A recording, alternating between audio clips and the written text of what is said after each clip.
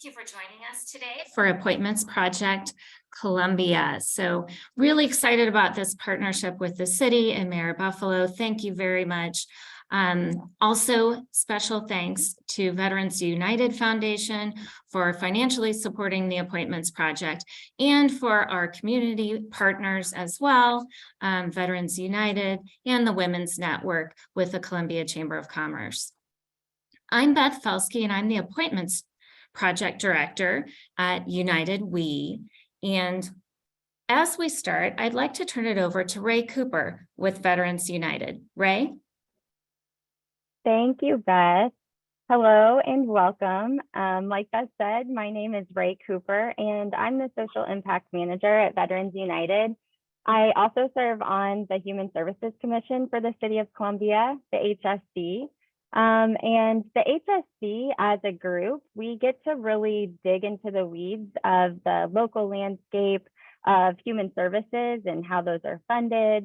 We get to go on site visits, evaluate proposals, and we get to bring what we learn back to the table along with our own individual perspectives to guide decisions about city dollars and how those are invested in services in ways to impact our overall health of our community. So that's awesome. And, that obviously aligns with my passion and supports my role at VU. But that's not why I serve on a commission. When my term ends on the HSC, I'll probably apply for something totally different. And I know my decision to do that will be equally impactful. And that's because, kind of working in various social impact roles, I've really learned that the secret sauce of impact isn't necessarily resources or, any certain level of expertise. The magic is really engagement. It's relationships. And we have to strengthen the ties that kind of hold our fabric of our community together in order to weave the most beautiful patterns and designs. That's kind of how I see it. And so, yeah, that choice that individuals make to step into opportunities that we're going to talk more about today, that's really where the spark for impact is ignited. And I think, as a company, as women in leadership at VU, that's a choice that we make every day and every moment. We really understand how we can achieve more collectively than we can on our own. We understand that diversity and inclusion are essential to success. And we proved that we can accomplish really lofty goals and overcome big challenges by leveraging our shared values and our unique strengths. Hannah, I'll turn it over to you. Thanks, Ray. My name's Hannah Larrick. I'm part of the Government and External Affairs team here at Veterans United, and I also serve on the city's Bike and Pedestrian Commission. I really wanted to serve on a commission. I was very excited about the opportunity, but as somebody who works full-time and also has a family at home, one of the things that I was concerned about was doing something that would mean that I was stretched too thin. And a commission here at the city really threads the needle on letting me feel like I can serve without feeling like I'm letting any of the balls drop. I feel like a lot of people, when they're looking at different ways to get involved in the political world or in government, feel like they have to either run for office themselves or maybe work at a state office or potentially get involved with something that's making national news headlines. And I think often what gets overlooked is that local government has the most immediate and direct impact, not only on our own lives, but on the well-being of the communities that we all live in. So serving on a board and commission not only gives you a seat at the table and lets you use your voice for issues that you care about, but it teaches you how to interact with government and how to make real change in the communities that we all live in. So we really appreciate the opportunity today to be partners with the City of Columbia and with United We in this particular project. And we hope that some of you watching today will be inspired by what you hear from some of the great folks you're going to hear from today and might be interested in serving on a board or commission here in Columbia yourself. Thanks so much, Beth. Thanks, Hannah. Once again, we really appreciate our partnership with Hannah, Ray, and Veterans United. So glad for your support today. I now want to introduce Mayor Barbara Buffalo. Mayor Buffalo was elected in 2022, and she is serving her first term. She's the second female mayor of Columbia, and with her election, women outnumber men on the city council. So I'll turn it over to you, Mayor. Thanks, Beth. Yeah, it's funny. I had an event a couple Saturdays ago, and I said I hate being called like the second female mayor, but I also love it. So I just want to share that openly about this idea that I just kind of want to be the mayor, but I also take great pride in being, a female mayor. So it's a challenge, live it. So one of the things I wanted to talk a little bit about why I wanted to be a part of this initiative is because I personally have served on a board and commission. I also advised a commission. I was the staff liaison, and now I appoint members to our boards and commissions. So boards and commissions for local government and in the city of Columbia are responsible for so many activities and actions that we do in our organization and in our community. And for me, having the voice of the people and having all of the amazing talent and lived experiences that our community members have, I want to give an outlet and opportunity for those to influence how we govern today and how we design for our future of Columbia. My own experience, serving on a commission, it was my first touch into local government. I was just a graduate student, and then I was an instructor on campus at MU, and I was really interested in the environment and our built environment. And so I volunteered to be on a commission, having no knowledge of civic government or how boards work, how any of this worked. And so it was really good for me to understand how the flow of those sort of meetings work, but then also how local government works and how the decisions we make impact others. From there, I joked that the only way I got off of the commission was I got hired by the city. So this is potentially a pathway for you. Not that I want to steal you from your present employer, but we are always hiring at the City of Columbia. But I got hired on, and then I got to serve as the staff liaison, providing the resources and the conduit from City Council to the members of this commission. And it was really impactful, I think, for me to have the experience of serving on it, because I understood the need to make their time worthy. I understood the balance of work and life, and then this volunteer role that people play. And so I really wanted to make sure that I gave them everything that they needed to be successful, and also to make their meetings supremely efficient. From there, now as mayor, I'm one of 7 votes on a lot of the appointments to our boards and commissions. We appoint about 300. We have 300 positions to appoint people to. Some of those are council appointed and some are just mayor appointed. And so for me, the reason why becoming in part of this appointments project is because I want to make sure that the voices that we are appointing to our boards and commissions also reflect our community.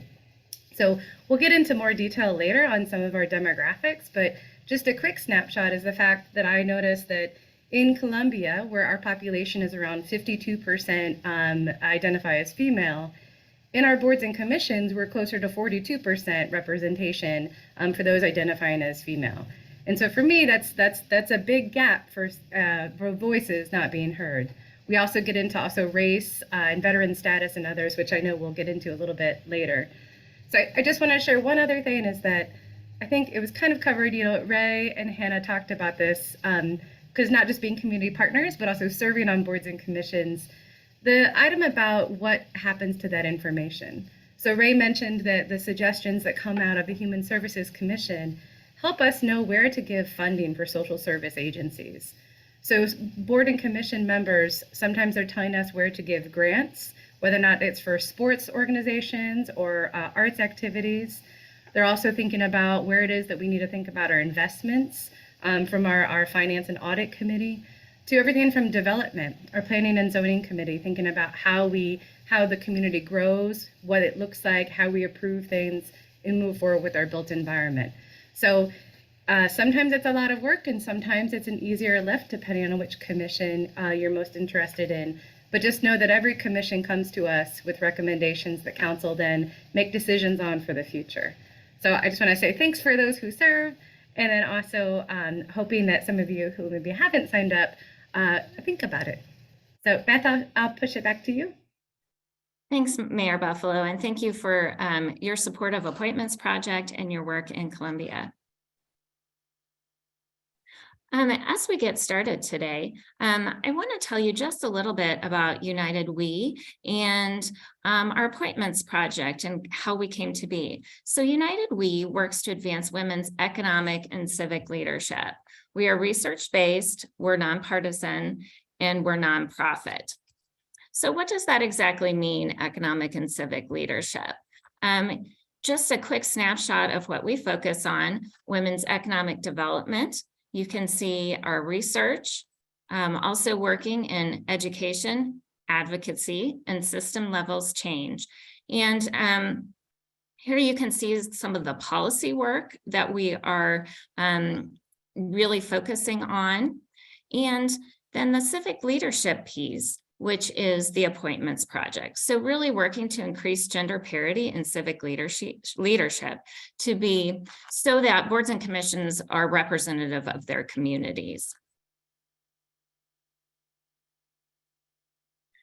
So once again, we are research-based, looking at solutions and results, and Appointments Project was established to do this. So with our research, we really found out that, okay, why are the reasons that maybe women aren't involved or applying for civic leadership positions or being appointed? And so we know that women had a lack of confidence, women weren't being asked, and women especially were really sensitive of the time commitment, and also wanted to have a sense of belonging once they were serving, really feeling welcome at the table. And we know that the research tells us that increasing the number of women on civic boards and commissions really has positive impact. So we see an increase in public trust in government, a boost in efficiency, really improving and affecting the lives of residents, and especially driving innovation. We also continue to look at what's been coined as power boards. And so recently we have some research from the state of Kansas, and you can see here the numbers and the importance of women serving on boards, but specifically some of the financially focused boards. And so these could be planning, zoning, and so you see the numbers here. 38% of appointees on power boards are women. At the county level, 34%, and at the state level, only 16%. So I'm really excited to announce that we will be having some research released later this summer that we've commissioned with the University of Missouri, St. Louis, to really look at boards throughout the state of Missouri at municipalities. So stay tuned for more information on that. Now I'd really like to turn it over to Susan Hart. She is serving on the Sports Commission and the READY board in Columbia. She has been a past chair as well. And I really think it's important for women to hear her story and her experience. And so, Susan, I'd like to start off just by talking a little bit about your civic leadership journey. Maybe tell us a little bit about yourself and why you decided to apply for a commission in the first place. Thank you, and thanks for having me here today. You know, whenever I talk about my civic leadership and how I become involved, I want to preface this by saying, this isn't how your journey has to look. I have been very involved in my community. It's part of who I am as a person. It's a very strong personality trait of mine. So it's a personal journey for each of you, and it has to be one that fits your personality and lifestyle. So when I start talking about this, just don't think, oh, there's no way I could do those things. That's not accessible for me. Just remember this fact that, as people have said before on this call, we need that variety of voices, and it's a variety of time commitments that you can do. It's all just to make your community healthy and thriving. So my journey in civic leadership started by volunteering when I was a young woman 30 years ago in this community in 2 organizations that are not civic, but they've led me to this point. I want to spend a little bit about that. One was Rotary. And then the other was a Columbia Art League, very different organizations in our community. But Rotary, because I was in business, my background was business, so that made sense to join to that. Rotary was important for me because it led me to meet a lot of civic leaders that I wouldn't have had that opportunity to meet. So I met city managers, department heads, all those types of individuals in a Rotary club. So it's about the relationships that I made then. The Art League, that was my first. How would being on the board of the Art League bring you to civic leadership or to a role on a sports or onto a commission or other role? And that was interesting because the Columbia Art League led me to be involved in the arts organizations. And then I was able to do some volunteering work with the Office of Cultural Affairs, which was my first experience with actually interfacing with a governmental department, like learning the rules, learning how it worked, learning the hierarchy. That was really informative to me. So just think about, it's interesting how you come to that point, and that was an important part in my own journey. My involvement in the business community through the Chamber of Commerce is really what springboarded me to be involved in the READY board. And the READY organization in our community is a public-private partnership. So it has been my most involved volunteer role in a governmental entity because I'm actually working with City of Columbia employees. I have to be cognizant of the rules and regulations because I'm quasi covered by those in my role on the board of directors with READY. So that has been rewarding and enriching because I've really have been able to be a part of and experience what those what our work on READY can do for our community through legislation or through ordinances, different types of things. For instance, READY's role is to create jobs in our community. So we recruit businesses, and the city has to be a very important partner in that. So you really are, I'm really been able to interface and learn a lot more. A lot of people say to me, you need to run for office. And I've thought about that a lot and thought, I'm not necessarily sure that's the best role for me. Where I am contributing to my community is being a volunteer and putting my efforts into these boards and commissions such as READY to make sure that the community has those things that I feel are important and that I'm advocating for members in our community. So that's been an exciting part for me to be involved. I want you to know that it's really important to me that and it was interesting because one of the facts is that a lack of confidence is like why a lot of women do not do that. I want you to know that civic leadership for me and my experience in the Columbia community has not been exclusive, but inclusive, because all the qualification that I've needed is to be a person who's inclined to do things for Columbia and help the people who live here. I mean, pure and simple, that is why I think my biggest plea to you as a member and participating today, why you should be on a board or a commission or apply. It really is how you help make our community better. And I didn't always know that at the beginning, but it's what I've learned along the way. And I really want you to know that. My favorite commission that I'm involved with right now is the Sports Commission. So why is Susan Hart, who is the most non-athletic person in the world, on the Sports Commission? Well, I love all things sports. I love going to sporting events. I think sports tourism is a huge economic development driver. And so when the opening for the business rep, the Chamber of Commerce appointee position came up, I was at Matt McCormick's doorstep saying, please appoint me. I really want to do this. I will be the best appointee you've ever had. Please, please, please. And he granted my wish. And I was appointed by the council. I was approved, and it has been amazing. I love it. I look forward to that commission meeting every month. We we make the recommendations on which sporting events we want to recruit to our community. There is a financial aspect to it, which fits in my toolbox of things that I can give insight on, because a portion of the hotel bed tax goes toward recruitment of these sports activities. So we go into closed session and make recommendations to the CVB board, and then that flows up through to the city council on how much we want to bid on these sporting events.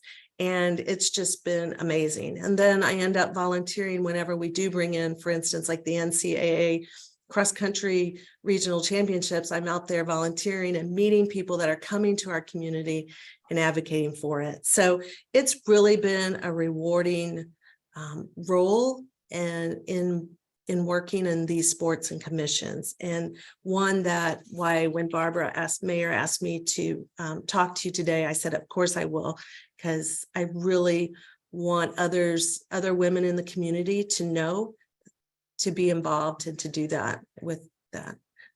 Susan, can I ask you a quick question? Yes. To kind of share, I think it might be useful to the group. You mentioned earlier about like the confidence, kind of that slide that talked about sometimes women don't step up for a lack of confidence. Has it been your experience, as I've had at times, and I hate to gender stereotype on some of this, but I have found often sometimes maybe my male counterparts on boards or commissions, they're not lacking for confidence. But I find it most interesting is that sometimes you'll see it happen where they don't have an expertise in that area either. And I feel like more likely, is it your experience too, that more likely, especially if you're new to boards or commissions, the women, we don't step up or talk up as much because we're kind of waiting longer to learn. And I don't always recognize that with my male counterparts. No, and that's really important. And that's why I love working on women-led initiatives, because I have found, and again, I agree with you on gender stereotypes, but I find it anecdotally in my life to be the fact, because I work in a male-dominated industry. So every day I work around male-dominated workplace.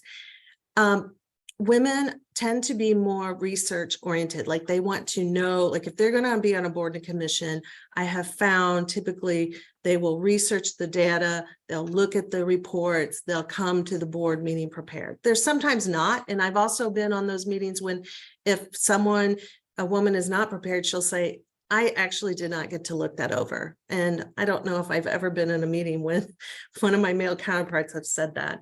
But, the thing is that another thing, when you're looking, I think it's interesting because Hannah's on the Bikes Commission, and then Ray is on the Human Services, but she's going to look at another commission that's totally different. That's the difference with me. Ready and the Sports Commission are on opposite ends of civic boards, I believe. Ready, I'm really interfaced. I have sunshine law rules I'm accustomed to. I mean, I'm almost a City of Columbia employee in that, I feel a lot of times. The Sports Commission is much more like I'm there as just a community member thinking what's going to be great for our community, what's going to make it thriving and exciting. So there's a role. Like, and another thing I want to point out, the timing. Don't think that you like Hannah, your point about I don't want to drop the ball because I want it, I want this to represent me. It's going to be like my job. There are different time commitments on every commission. The Sports Commission is 1 hour every month, and I choose to volunteer at the organization. It's not a requirement. So it's basically, and we don't have meetings a couple months. So it might be 8 hours a year, but it is so rewarding. And I really feel like I'm adding a lot to the conversation in those decisions. Ready, that's a different board. That takes a lot of time, but I knew that going into it and made a space for it in the calendars I started to go in. So think about that too. There are all different time commitments. And I'm sure Sheila in her office can help when you have questions about it on commitments or.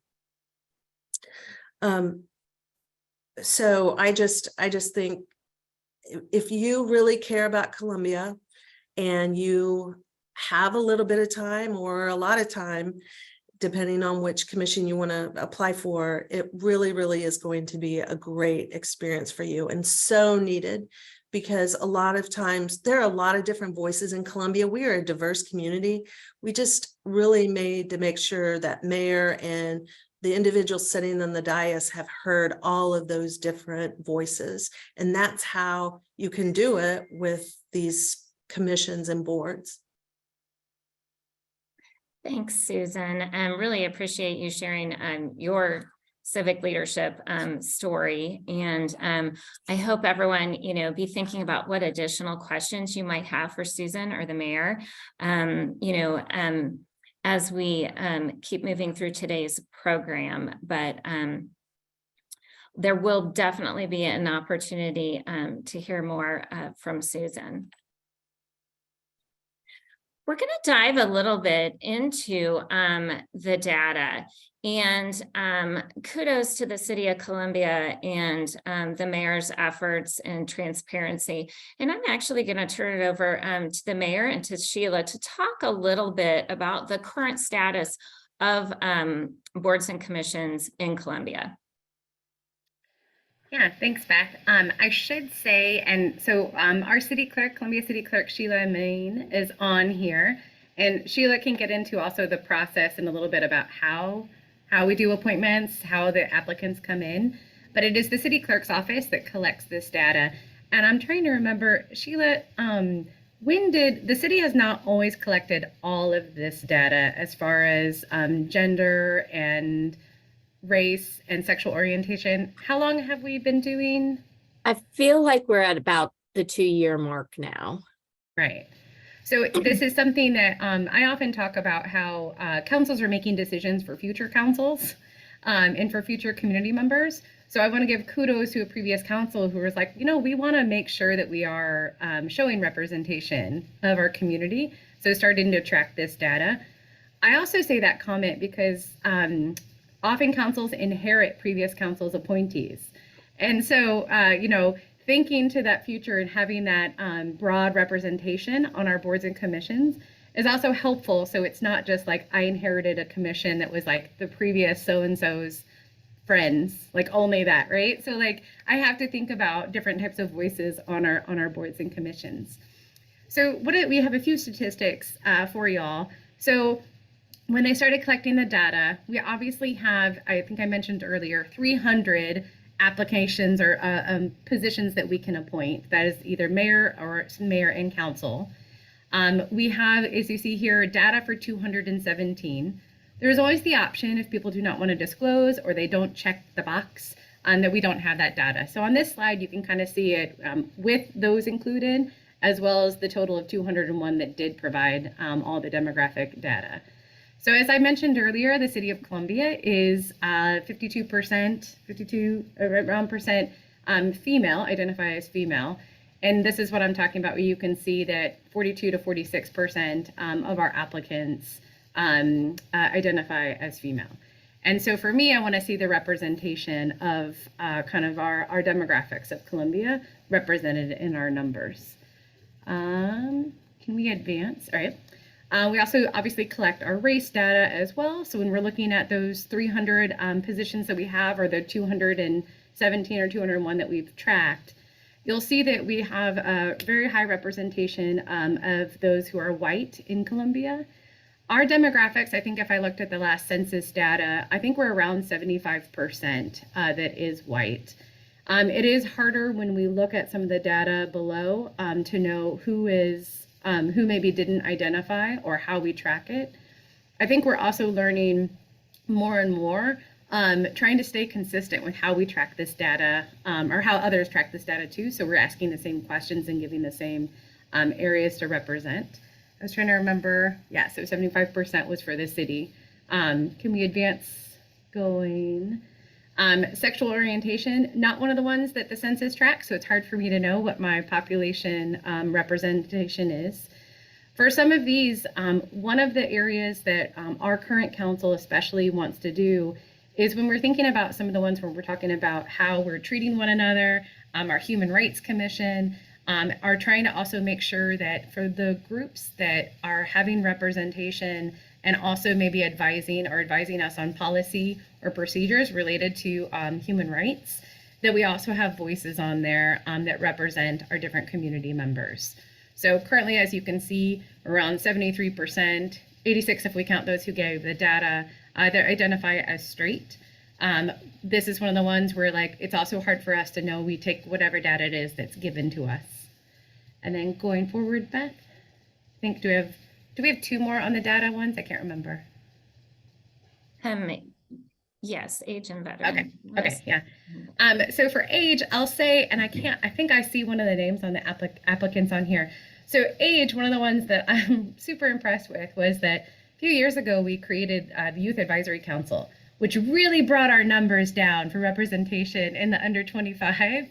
I think that's funny to me. But I also think about the fact that we are a university town. So in the city of Columbia, we're a university town. We have colleges that are amazing here. We also have a super vibrant young employees community. I think of a lot of Veterans United. I think a lot of your employees obviously can fall within this less than 25 and 26 to 30 range. So I'd be interested, I know we haven't collected this data for the longest time, but I'd be interested in how this trend might be going down, because I think we're all seeing that there's more civic engagement from our younger populations. And for me, that's powerful, right? Because as we're talking about decisions that are being made for the future, I would like to see those who this is your future to inherit and our children's future to inherit. How are we making sure the decisions we're making today are positive for those to thrive in the future? So you can still see we have, go back just really quick, Beth. I was just gonna say, I do wanna point out though that a lot of you'll see the higher percentages are usually in the areas where people are in the workforce. When I'm talking about like the 36 to 50 kind of pre-retirement age ones in the workforce. I think some of those are in part because we do have the opportunities to make some of these people use them kind of like as they're part of their job, right? So this is something that it aligns with their work, and so their employer might give an opportunity for them to serve on a board or commission. So I always encourage people to ask at their employment whether or not this could kind of count as work time, which makes it a little bit easier. I also, though, point out the higher percentages of the 61 and more than 65, because that's the highest one if you look at for those when we get rid of that did not disclose. We have a lot of retirees that serve on boards and commissions. And in part, I think it's because they have the time, right? They want to stay active in their community. I love that they want to stay active in their community. At times, I think I could use maybe, especially when we're talking about areas where we're seeing growth or impact or things are starting to change. I really want to make sure that I have other voices as well, so that as those new innovations come about, we're making sure that we're including them in the conversation, so that we don't potentially risk ourselves with this is the way it's always been done. So I say that in the points of, if you do have questions about time commitments on any boards or commissions, you can contact the whichever department it is that is the staff liaison for those boards or commissions to get feedback on what is the realistic time that might be expected from that. Or if you know somebody who serves on a board or commission, asking them that information. And then the last one, we do collect veteran status within our organizations. We do not currently have a Veterans Commission. I do sometimes get asked to do one, and we might be doing something in combination with the county and others on going this forward. But I think especially since we're the home of, well, not just VU for who you all work with, but also the VA, we have a large veterans population within Columbia. And so making sure that we're including that voice and that opportunity. I mean, obviously they've already served, but if they want to continue to serve our local community, always appreciated to have that voice. Thank you, Mayor. And once again, there will be an opportunity to ask additional questions as we move forward through the program. I'm sorry, we have one more on disability status.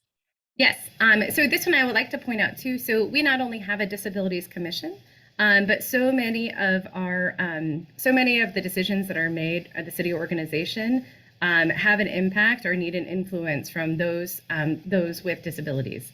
And so one of the conversations that we have is sometimes on boards and commissions, we also do require certain representation to make sure that we're having a whole voice. And so that's where we're tracking some of this data as well. Great, great, thank you. Well, we're at the point now to where you're ready, right? You're ready, you're qualified. And so we're gonna hop into just some logistics of applying for a board or commission. You can see here is a QR code to go to the City of Columbia Boards and Commission, to the place on the city's website where you'll see a listing of opportunities. Also, the link is on the left there. And really great user-friendly website.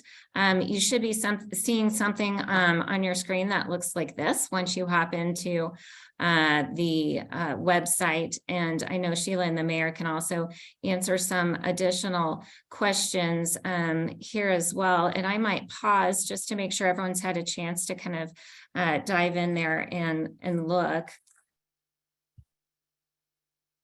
And I don't know, Sheila, if you had anything additional you wanted to say about the website or where to find things? Yes, so on the website, like she said, on the left side will be a link. Sorry, on the right side will be the link to the board and commission vacancies that you can see right there under related links. That will give you what's up for consideration right now. The rest of that information tells you about all of our boards and commissions. And it generally also shows you when you click on one, who the current members are, when their current terms are up. So you can kind of get an idea if there's something that you are interested in, a particular board or commission, kind of gives you an idea of when an annual opening will be coming up if you want to like put it on your radar, put it on your calendar so that you apply for that.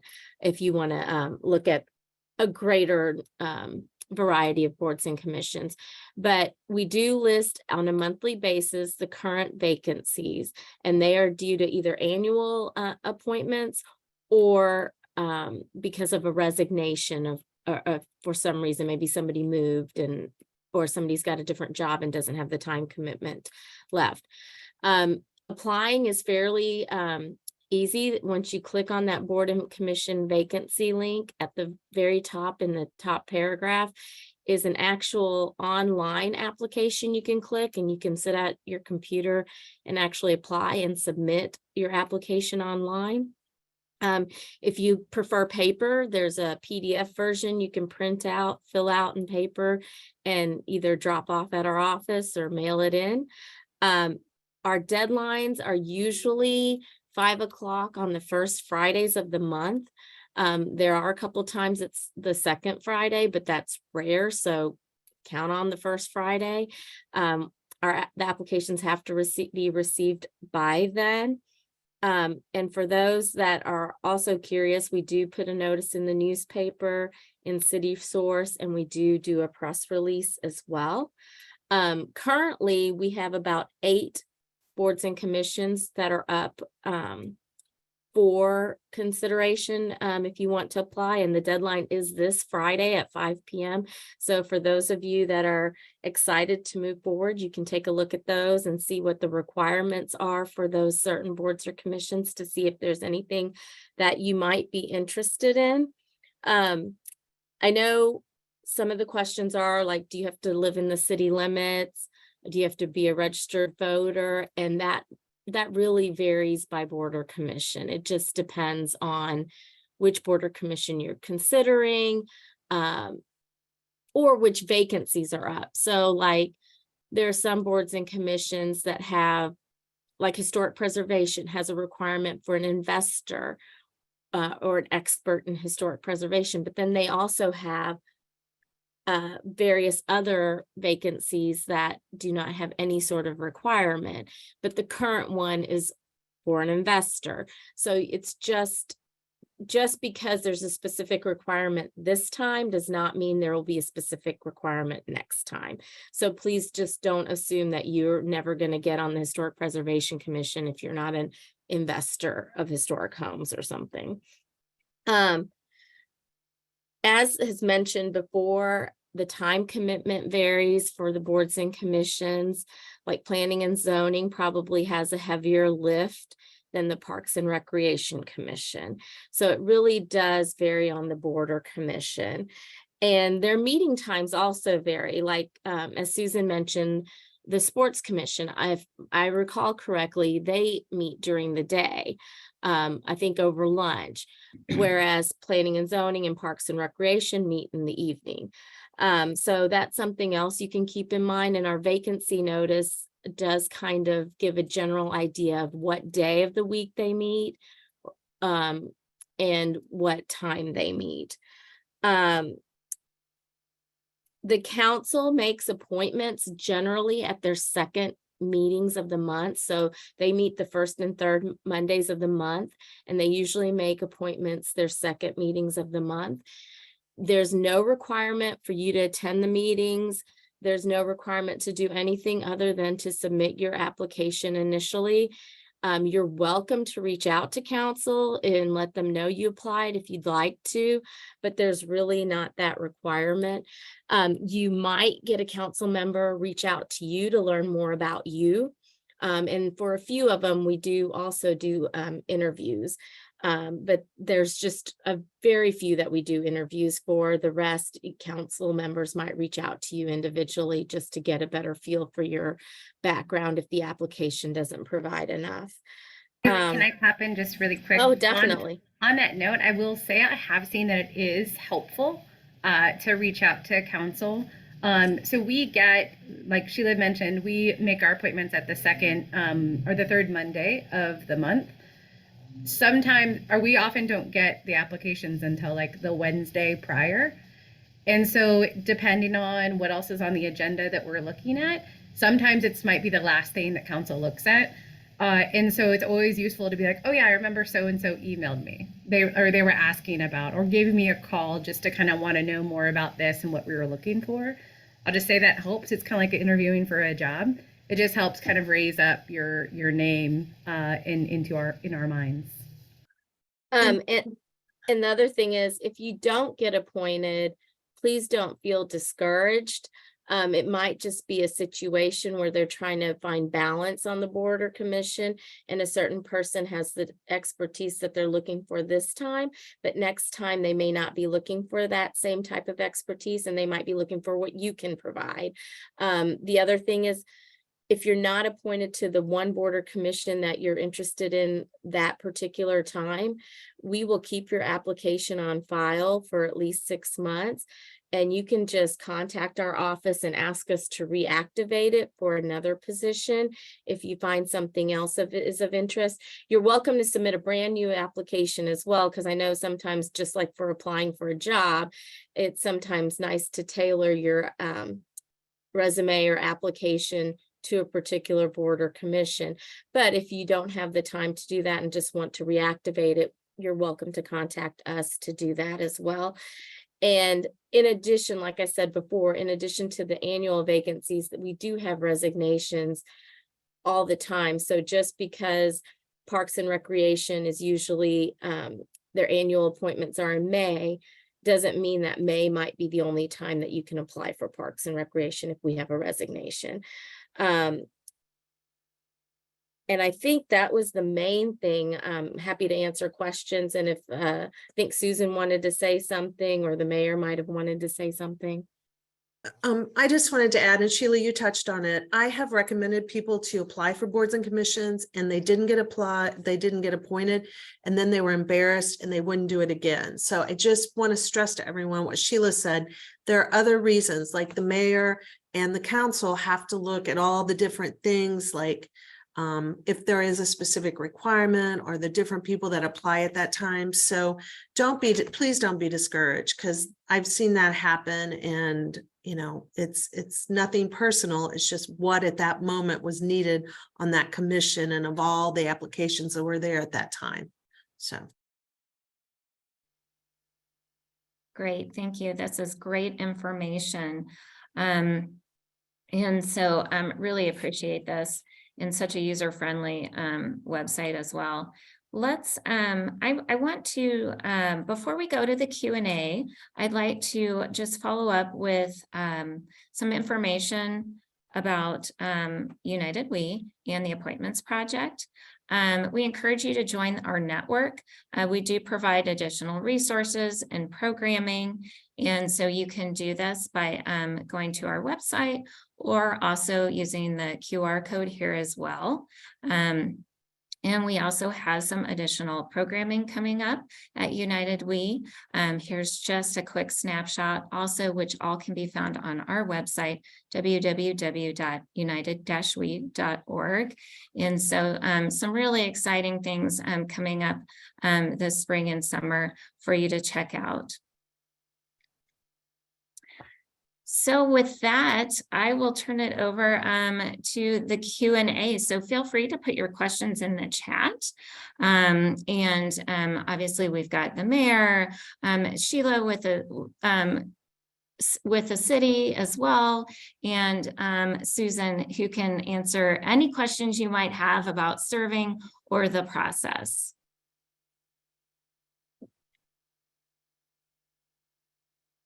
I might just start off, Susan. Can you tell us a little bit about, you know, in terms of time commitment, what your prep might be prior to a meeting in addition to actually serving? Well, I like to be prepared for a meeting. What Mayor Barber was talking about earlier, I like to be the one. So if I'm going to speak up or have something to say, I want to make sure I've read the documents and come prepared. So I put a little of that burden on myself. However, Sports Commission, we have no prep on that. It is literally, we get there, the liaison, which is the Sports Commission director for CVB, Zach Franklin, who is leaving, but he will make the presentation and present us with the documents, and we have discussion and vote there. So it basically is, it takes an hour and 15 minutes out of my month. That's the maximum. Ready, there's a board packet. We get it about 7 days prior. I read through that. It's pretty lengthy, but then we have the meeting, which is on the second Wednesday. It starts at 11:45 with lunch, and we're out of there about 1 o'clock. If you want to stay and talk, then it's 1:15. So that takes more time per month. There might be other ready events where the board or is supposed to be there. So that's my biggest time commitment, which is probably averages, I'd say 5 hours a month. Great, thank you. We have a question here in the chat. And this is from Johanna. I hope I'm pronouncing that right. She says, I have a group of 8 women watching with me today, and if someone has ever served on a board or commission before, what is the first thing they should think about when looking for one to apply to? I'll start with that, and then Johanna, what I would say to everyone that's watching with you and all of you today, the first thing I do is I would look through the vacancies and see which one appeals to me the most. Like if you are not an artist, but you love the arts and the culture in our community, there's a vacancy on the Arts and Office of Cultural Affairs, the OCA. What is that official? Is it the Cultural Affairs Commission? That's it, Cultural Affairs Commission. So that might be one. And then I would look at other people that's on the board or on that commission, see if I know anyone. If I don't, then I would then look at calling the liaison, which would be the Office of Cultural Affairs Department head, talk to them about what the time commitment is. And that would be my process. It's just starting with all of the vacancies and then going through based on the time I want to give and start from there. I would echo too, if you know somebody who serves our board or commission, reaching out to them and asking about their experience and what is it that they like doing on that one. Because it's also helpful at times to join one where you know somebody else on it, just to have somebody to almost mentor you into it. I say that not so that we have two of the same voice on there, but just that idea of if you have a connection already with somebody, to ask them kind of their experience. I'd also say, for me, I didn't know anything about like how meetings were run, like call to order, agenda. So it helped when I was joining one originally that it was one that didn't have fiduciary responsibility, because then I didn't feel as guilty on joining it. So I just share that to kind of be like, when we talk about dipping your toes in at first, sometimes what you're comfortable with is where you should apply first. And Mayor, to that point, talk to a little bit about training for boards and commissions. I know that some of our boards that are more Yes. public facing have a little bit of training. Can you talk? Yeah, I should probably also really emphasize the fact that on our boards and commissions, there is a staff member from the City of Columbia that staffs the commission. They're the ones that help you put together the agenda, post the agenda, set up your meeting times, provide the information. So there is like a professional that is there to serve the board or commission. For some of them, because they require, either it's the audit committee or it's our planning and zoning, there's additional training that they have to do on like what their roles are. And your staff liaison will start you off on that. We recently did a training for our Citizens Police Review Board because we had a bunch of new members coming in. And we did that over 3 different meetings. We started at like the high level of like, this is the benefits of citizen oversight for police departments, to here's also how to run a meeting and what the sunshine law is, because you are a civic committee. And so obviously it's open to transparency in our government practices. To then we got into the details of like, here's how the city organization is run. Here's how human resources is. Here's how the police department, internal investigations. So it gets into a lot of weeds because of the responsibility of that board. So it depends on what one it is, but we provide that training. And then all of our boards and commissions get training on the Sunshine Law. So regardless of which one you serve, our law department has kind of quarterly trainings. Is it quarterly, Sheila? Quarterly, it's coming back. Yeah, I'm really not sure of the schedule right now. I think it might be just invitation only at this point, Okay. where they'll go to a board or commission, but I know they're looking at bringing some of that back. Yeah, so there'll be trainings over like Sunshine Law, obviously the requirements there, and making sure you're not having secret meetings of your board and commission to make decisions before you meet as a board or commission.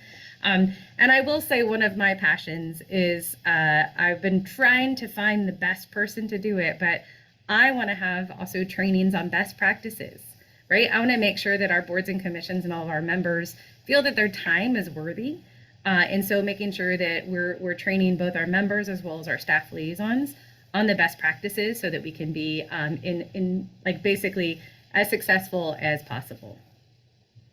Great, thank you. We have another question, and this is in regards to the numbers on sexual orientation and equality. And the question is, I was wondering if there was also an urgency to have people who identify as other for their gender identity on the board. Due to current legislation being passed statewide, I believe that shining a light on people who don't fall within the typical gender binary is important.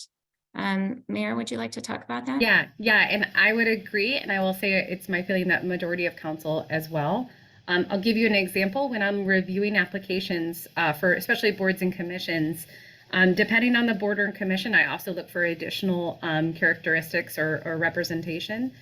So for instance, our Human Rights Commission, when we had a most recent vacancy, one of the ones that I was prioritizing was that we had representation from a non-binary, as well as potentially depending on sexual orientation. And I say that because that's one of the commissions that also is making advocacy or suggestions to council on what we can do for our own policies and procedures. In regards to state politics, it's fun being in Missouri at times.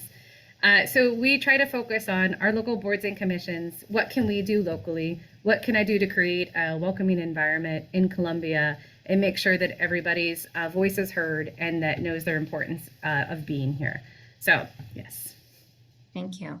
Another question from Lori. Question on city resident status. I have a Columbia address, but my street is technically outside city limits according to the ward map. Would I still be able to serve on a board? Again, it's dependent on the board or commission. Some of our boards and commissions do not have any residency requirements. Others do. So if it is one that requires city residency, you would not qualify for that. But if it's one that does not require city residency, you could qualify for that. And like I said, we try to summarize that in our vacancy notice with that board or commission. So if it doesn't specify city residency or voter registration, and you should be good to go. And some require voter registration and not city residency. So it's all over the place. So you'll have to kind of just look and see what you're interested in, and we can go from there. I'll also add that Sheila's office, so Sheila, Donna, Mackenzie, if you ever call up the office, one of the three of them will be answering, are super helpful with if you have a specific question. Like, I'm interested in this. They can help you look up what is your registration. Because sometimes I feel like, especially in Columbia, we have pockets of Columbia that are like in the county and surrounded by the city. So sometimes people don't even know that they're not in the city, depending on when you moved there or when things happen. So the city clerk's office is extremely helpful. I don't say that to have Sheila have more phone calls in conversation. So apologies, Sheila, but they are really helpful if you have a question. Yeah. And there's also, if you are in the county, you have a Columbia address, or in the county, the Boone County has boards and commissions too. So if you have a need there, if you want to serve, but there's also the Boone County that you can check. I'm not sure about their website, but if you are interested, reach out to me. I can help you with that too. It's on showmeboone.com. I think if you go to the county commission portion of the website, their board and commissions are listed there. And I just posted the website, which has a click to for their current openings that they have and when they expire. That's a good point. Great, thank you. I think this will be our last question. We're running out of time. Is it common for most cities in Missouri to have boards and commissions? And I think I can go ahead and answer that with a yes. But really the question here is there a process for proposing a new commission? Yes, and so I don't know that there's necessarily a process so much as I'm trying to think of our most recent boards and commissions, newer ones. An example would be the Youth Advisory Council. We had, and I believe, Sheila, am I correct? Did that one come out of our mayor's task force on community violence? You're muted. I don't believe so. I think there was just an interest in that by some students, and they had a teacher maybe that was very proactive with what they were looking for, and they reached out to certain council members, and that's, I believe, how it was restarted, because apparently we had one a long time ago that kind of phased out because of lack of interest or whatever, and then it seems like there was more interest again, so that was created again. Yeah, Beth, I'll just add really quick to that. Usually what's helpful is we see these recommendations come, and for me, it's helpful first to evaluate whether or not there's a board or commission that does that sort of idea falls within. Because I will point out that in order to be successful, we have to have time to connect with our members on boards and commissions. They have to have time to do their work. We have to have time to staff them. And so I usually want to see, is that something that I could kind of assign to an existing board or commission? Or also, we've done in the past, and I've been doing over the last year, evaluating current boards and commissions to see whether or not we need to pivot, change responsibilities, make sure representation is noted.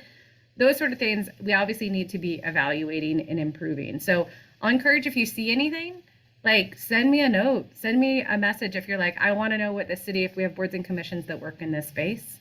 So always appreciate that feedback. Thank you. And thank you so much. Really appreciate it. Susan, Sheila, Mayor Buffalo, Veterans United, really enjoyed today's program, a great discussion. And thank you everyone for attending today and spending your lunch hour with us. Really would love for you to give us your feedback on today's webinar. And also, we are all a resource for you. And so please feel free to contact us as well at United We and the Appointments Project. And with that, I think we're done for today. So once again, thank you for sharing your lunch hour with us. And thank you for your partnership, Mayor Buffalo. Well, thank you as well. And thanks for everyone who attended and those who had extra people in the room. That's awesome. Yay. Thank you. Have a great afternoon.